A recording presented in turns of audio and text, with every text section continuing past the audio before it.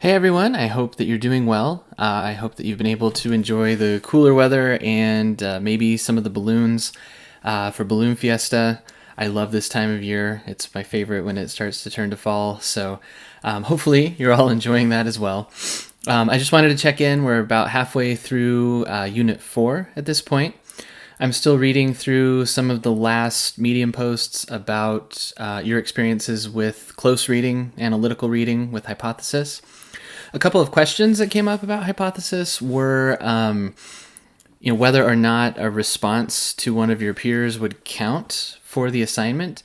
Yes, absolutely. That would actually help so that things don't get quite so heavily annotated by original posts, if that sort of makes sense.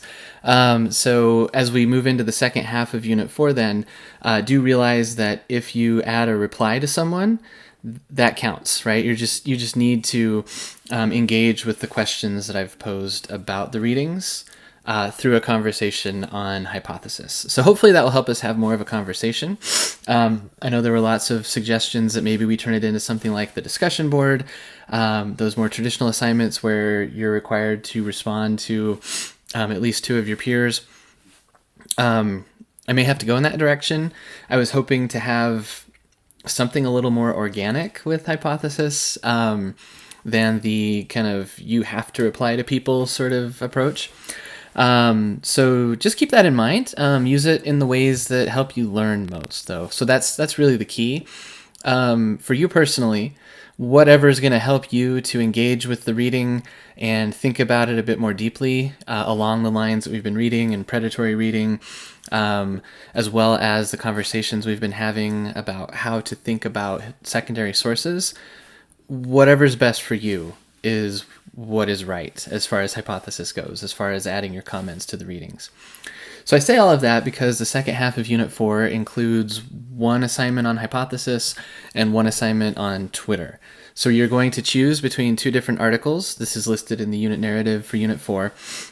There's one by Van Hastings Gardner about the historiography of the Pueblo Revolt and his kind of new interpretation of that. I've also included one of my articles about Columbus, New Mexico. So you'll note that there was the article by Daniel Horace Nash for Unit 3 about Columbus. If you chose that one, you could have also chose Lovell, and that's totally fine.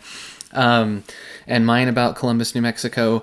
When we get into Unit 5, you're going to have some primary source documents about the 24th Infantry in Columbus, New Mexico. So those articles will be helpful in terms of context and in terms of thinking about how historians use primary sources to create interpretations of the past.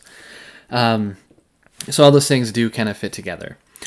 But what you're doing for the second half of Unit 4 is addressing the questions that I've posed in the unit narrative about either of the articles. You choose which one is more interesting to you. I would be interested, I should say, to see if any of you find the typo in my article. It's one of those things where you go over it and go over it and go over it, and then it gets printed, and you're like, oh, there's the typo. There it is. So if you can see that, it's not so much a typo as just kind of an error in terms of who is listed as having done what. So I'd be interested to see if you can spot that. Extra credit if you can tell me.